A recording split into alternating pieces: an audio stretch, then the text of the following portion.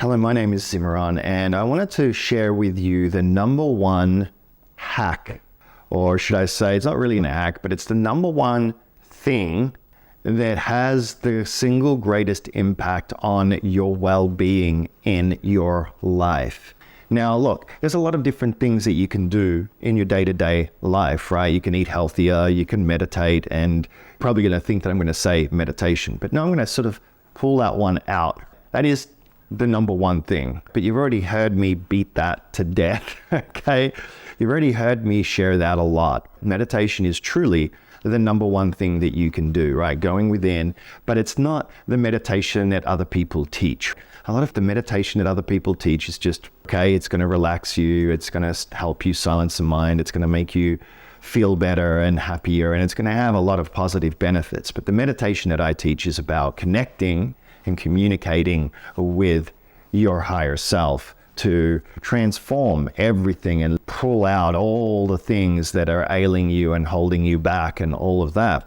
And so you not only get the benefits of what other people teach in their through their meditation practices, but you get to rewire your whole entire consciousness and have your super self intervene on every aspect of your life, and you start living the magic that's available to you. So, putting all that aside, what is the number one hack and the number one thing that you need to self-correct or correct if you aren't already doing so, that has the single greatest impact in your day-to-day life on the physical, right? On the physical. It's not nutrition, though that is absolutely critical and important. It's not exercise, though that is critical and that is important. And it's not a lot of the other different things. What it is sleep. 100% sleep. If you look at some of the most successful people in the world and you look at their day-to-day routines and everything, it's always focused around making sure that they get the perfect amount of sleep for themselves, to make sure that they get a consistent amount of hours in every single day, no matter what. And usually at the same time going to bed and at the same time waking up. Now, you might obviously have some exceptions to that, especially if you're already in a routine where you're sleeping really, really well. But a lot of people are suffering from insomnia. A lot of people are having all sorts of difficulties. And in order to correct your sleep, it does actually require you to exercise. It does actually require you to eat better and not eat as late. It requires you to get off of the TV and social media, or at least turn the lights out and put your blue blocking glasses on so that you're not setting yourself up to be awakened and remain awake because you're messing with your circadian rhythm. It does require you to spend a little bit of more time out in nature and in the sun, so again, to reset and recalibrate your circadian rhythm. It does require you to move your TV out of your bedroom so that you don't watch TV immediately before going to bed, to make your bedroom into the most sleep conducive environment that you possibly can. It might require you to get blackout curtains to make it super dark. It might require you to lower the temperature in your bedroom and instead compensate where you need to, if you're cold, to put blankets. It might require you to do a lot of different things. It might require you to meditate and decompress 20 minutes to half an hour before you go to sleep, to just decompress, process your day, relax, get all the erroneous thoughts that you might have out, so that when you finally lay your head down on the pillow, you fall asleep like that. Like my ring, my Aura ring, right? This is an Aura ring. It measures all of my sleep and my REM and my calories that I'm burning and my, how I live my life, everything. It's like the amazing piece of technology. And you can DM me or hit me up if you want to know more about it. I can send you information and get you a $50 discount on it if you want to get one. And it taps into an app and all of that sort of stuff. But the point is that there are many aspects to sleep. There's the REM sleep, which is more the dream state. And that's a little bit more of a proactive state. And then there's the deep sleep. It's the deep sleep that you really need and that you really want. When I first started measuring my sleep, because my sleep used to be great, and then I burnt myself out when I was in the ashram, and it completely messed me up, completely messed me up.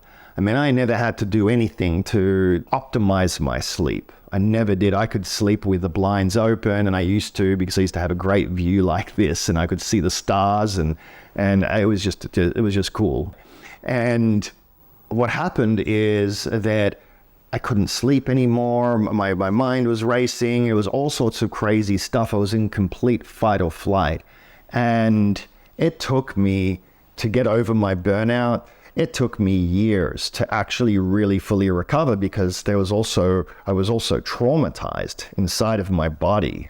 And so for me to take action in the world and do the things that I wanted to do was really, really difficult, because it'd bring up a little bit of that sort of panic attack, because my body was afraid that I was going to abuse myself, okay, and that I was going to burn myself out again. And so that is part of what I have been going through over the past couple of years, is really working on that and reconditioning myself. Once I finally got it, it took me like no time with the help of my superconscious self. So the point is that you want to get the deep sleep. The deep sleep is the single most critical factor to your sleep. And ideally, you want to get it to the point where you're getting about 45 minutes to an hour and a half of deep sleep every single night. And when I first started, I was lucky if I even got 3 to 10 minutes.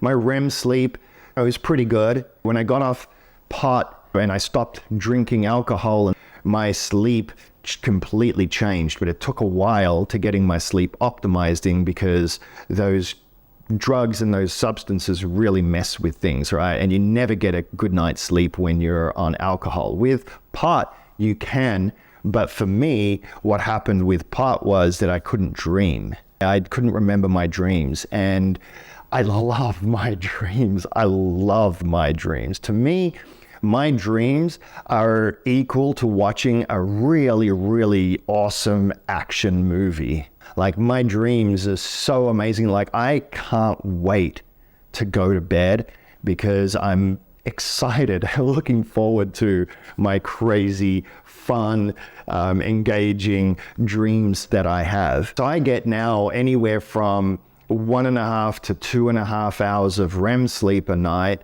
and I'm getting an average about an hour to an hour and a half of deep sleep. Sometimes it might dip down to about 45 minutes, but usually that has something to do with what I ate, or that I may have snacked a little bit too late, because you want to give yourself a good, some people say even up to 3 hours of not eating before you go to sleep, if you really, really want to optimize your sleep.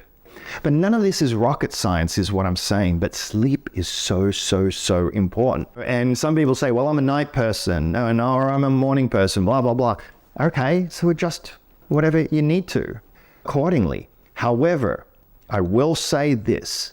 It is important, ideally, spiritually, to get to sleep before midnight. Energetically, spiritually, there is just something about that time frame of where we go from one day into the new day that energetically, it really does impact you if you aren't sleeping before midnight.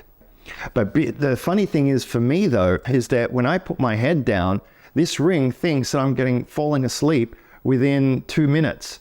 And that's because I'm in such a meditative state from my meditations and from my practices. And I'm constantly in this altered state that it thinks that I'm sleeping when I'm just sitting doing stuff. It thinks that I'm sleeping when I'm when I'm not sleeping. It's really quite amusing.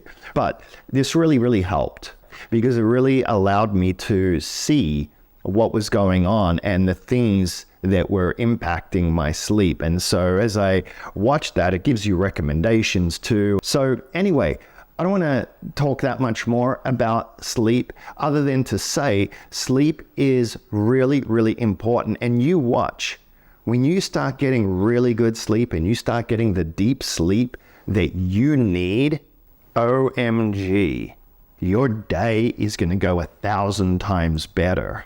You're not going to have all the emotional turmoil. You're not going to feel like that groggy fogginess and so forth, because when you're in deep sleep, that's the only time that your brain gets to rest. It's the only time that your brain gets to decompress and detox from all the toxins and stuff that you might be getting from your environment and everything like that. That's the only time that the brain does.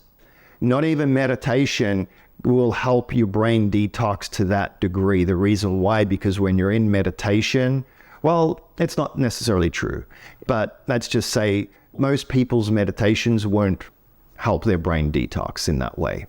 And the reason why I say that that's not 100% true is because when you're able to go as deep into the silence, like where you're 100% silent and you're literally just sitting there in the nothingness, and there is no thoughts going on, nothing.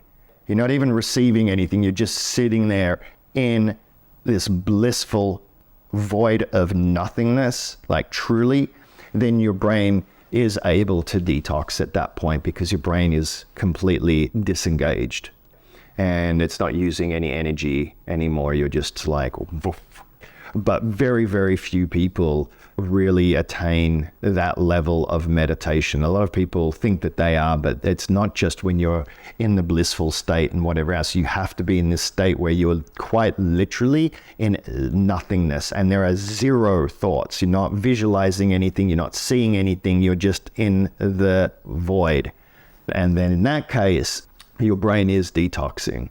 So anyway, that's all I had to say about that. If you liked this video, share, whatever, blah, blah, blah, blah. But please, if you focus on getting your sleep corrected and fixed, then you will notice everything else in your life, in the 3D world, in the physical realm, will get impacted for the positive.